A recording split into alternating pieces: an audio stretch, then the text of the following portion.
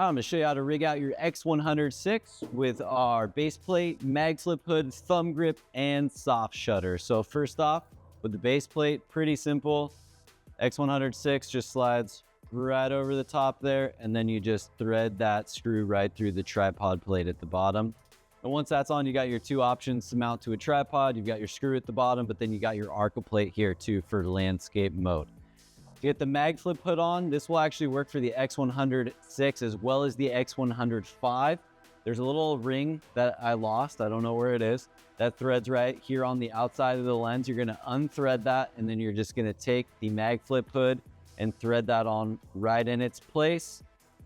Set it up, drop it down, and then you can thread your filter right inside here directly to the MagFlip hood. Next up, we've got the thumb grip. This is designed for the X100VI. Just slides right into the top of the cold shoe there. Little tiny set screw at the top. There's a little Allen key that comes with the thumb grip.